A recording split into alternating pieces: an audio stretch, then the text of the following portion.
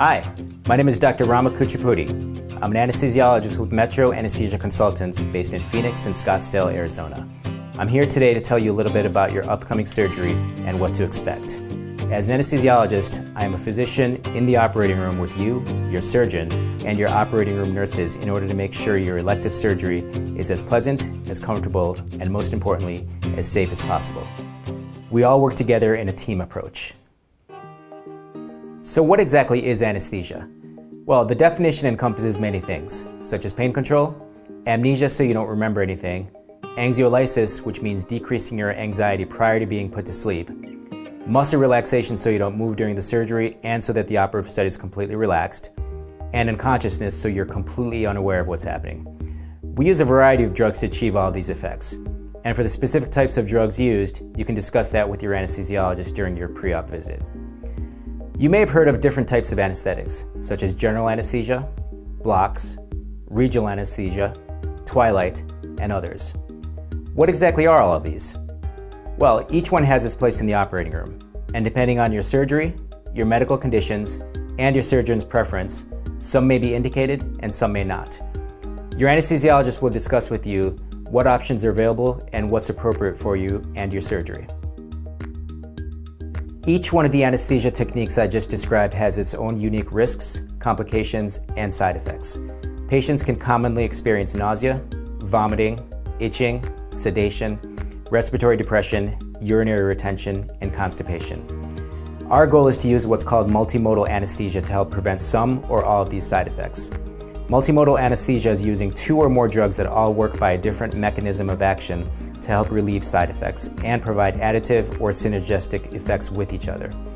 Please ask your anesthesiologist the specific side effects and complications from the different methods of anesthesia and the different medications that we use. Now it's the night before surgery.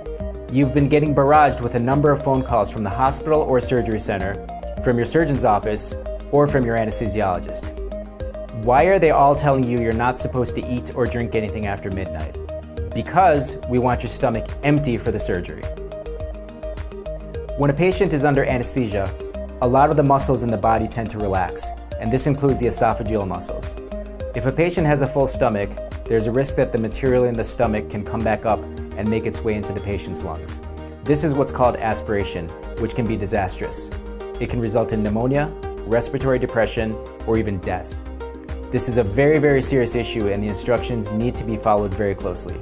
Certain people are at a higher risk for aspiration, and these include obese patients, pregnant patients, patients with reflux disease or who are on pain medications, diabetics, and renal patients. There are different recommendations for how long one needs to stop eating or drinking prior to surgery.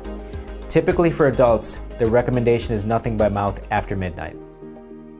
This is to allow for adequate stomach emptying prior to morning surgeries. If your surgery is later in the day, you may be able to eat or drink something in the morning, but please discuss that with your surgeon. The American Society of Anesthesiologists has published standards as to what can be ingested and what can't within certain time frames. For instance, the standard allows for the ingestion of a small volume of clear liquids up to 2 hours before surgery.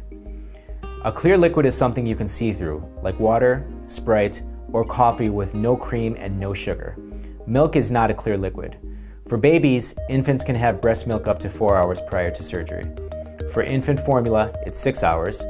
Non-human milk is also 6 hours. Light, non-fatty meals such as toast with no butter with orange juice is also 6 hours. A regular full meal with any fatty substance is 8 hours.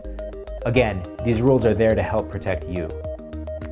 You may take certain medications the morning of surgery with a sip of water. Generally speaking, patients should continue to take any cardiac medications and any pain medications in the morning. Special care should be taken with blood thinners, autoimmune medications, diabetic medications, diet pills, herbal medications, and NSAIDs. Please make sure you have a discussion with your surgeon or your primary care doctor regarding what to take, what not to take, when to stop taking your meds, and when to start back up after surgery. One of the last things I'd like to discuss is smoking. Preoperative smoking is proven to be associated with multiple complications, including strokes, heart attacks, infections, poor wound healing, and more. Please do yourself and your surgical team a favor. Stop smoking before surgery.